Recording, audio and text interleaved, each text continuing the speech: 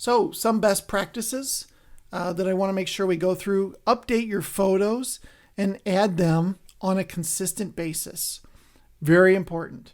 Leverage Google Posts by posting at least once every 90 days. I'd probably even say every 30 days, 45 at the latest. But inside this same Google My Business area, you can actually put a little post there, whether it's to some sort of a special you're running, latest blog that you wrote, something along those lines. And those little posts will show up mostly on mobile devices again, just to encourage the searcher that, we're active, we're out there putting lots of information out. Respond to reviews. So this is a tough one. Responding to a 5-star review, pretty easy. You say, thanks, hope you really enjoy those draperies, or whatever it happens to be, right? But the 2 and 3 stars, or the 1 stars, those really need a response too. And you had to be really careful not to be defensive. And typically a good response is, we're sorry you feel that way. Please give us a call and we'd be happy to fix it. So even if they call you and you fix it, they're probably not going to go back and fix that 1 or 2 star review, but other searchers will see that the owner replied with that and kind of discount it, which is nice. They'll say, okay, this company is, really, they're trying their best to not get these low 2 and 3 star, 1 star reviews. So very important to respond to every review that you get. And then if they do post a question, there's an area where somebody can post a question. Do you guys clean blinds? Something like that. Yes, we do, or no, we don't. We recommend you go to this and such company. So anytime that a question pops up in there, make sure you get in there and answer it. And typically when a question is posted, Google will email your Google account, which is typically a Gmail account, and let you know that there's a new question out there as well, so that you can go answer it. All right, number 2, citations. So I mentioned earlier, citations are basically mentions of your business around the web. And the reason that I say mentions and not links is because they could have a link in them, or they might not have a link in them. It really just depends.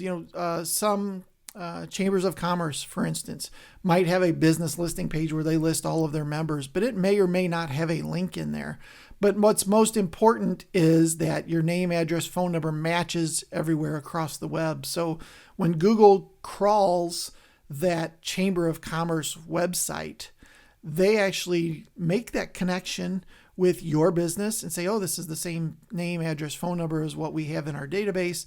So it actually kind of counts as a link back to your site. So that's why it's so important. Even if you don't get that beautiful blue link that people can click on, there's still an opportunity for you to, for Google to make that connection and you to benefit from it.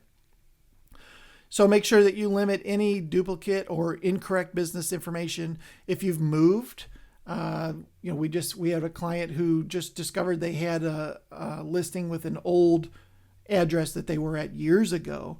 So we went in and deleted that address, make sure it was correct across that system. But any of those old or out of date phone numbers, addresses, those kind of things all need to be fixed. And it might just be as easy as, if you have an old address, just type the old address into Google and maybe the word window or something like that, and just see if any of your listings come up that Google has found with the old address in there. And then you can go find that website and figure out how to fix it, which is not always fun. But, there are a lot of opportunities to get citations, even in our industry. There's, of course, the WCAA, there's Houzz, Yelp, manufacturers or vendors that you have. They may have some sort of a listing where they list who their dealers are, things of that sort. Google Plus, Facebook, of course. There's a lot of places that you can get links and or citations from around the web. Of course, blogs, other people's blogs even. There are, like I said, Chamber of Commerce.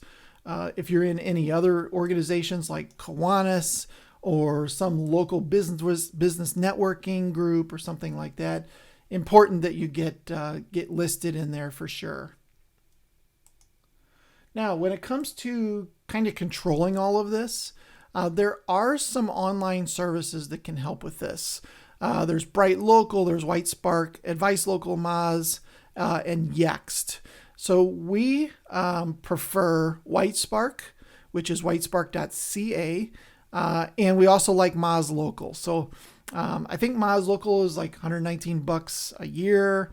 I don't know the price on the others. I know Yext is hundreds of dollars and does a lot of the same stuff that Moz does, pretty close. So we prefer Moz Local. The really cool thing about Moz is you can actually go plug in your information. I got a screenshot of it here. Plug in your name, your street number, your zip code, and they will go search these systems plus a lot more and figure out, okay, here's the address on this one, here's the address on this one, and it will say, okay, which address do you want to always use? And once you establish that, then they'll say, okay, your address is a little different on this one and a little different on this one. So you want to make sure that it's always the same across all of those networks. So Sue is saying, I work out of my home, so I didn't want to list my address on the Google listing. How much is that hurting my listing? And do you have any suggestions?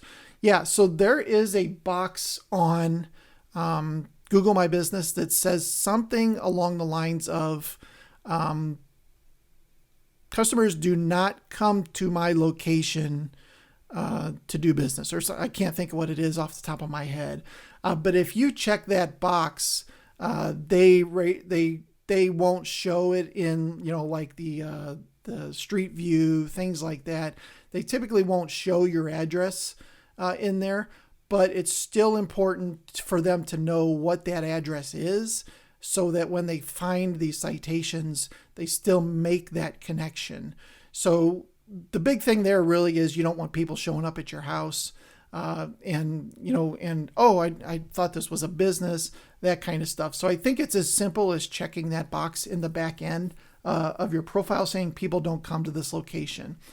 The other way around this is to get a business location, like I said, closer to the center of town. Whether that's, somebody that that has a business and you rent their closet, for $1 a year or something like that, somewhere that you can just get mail, because what's going to happen is Google's going to send a postcard to the address you're claiming as yours. And that postcard will have a PIN number on it that you're going to have to verify. I really received mail at this location, that kind of stuff.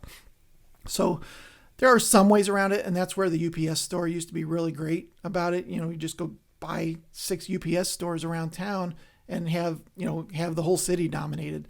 Not as much the case anymore, but that's probably the best way to kind of solve that. Hopefully that helps you, Sue. All right. That's a blank page. Okay, that's interesting. Here we go. Okay, so this is kind of what it looks like when it comes back to you. It looks like your business name is 69% fixed around the web. Your address is at this.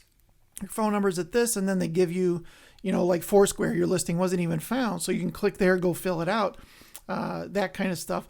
So there is still some manual work that needs to be done, but at least they go out and find all these places for you. And it's super worth the $120 or whatever it costs per year, to make sure that all of those are accurate and as similar as they can be.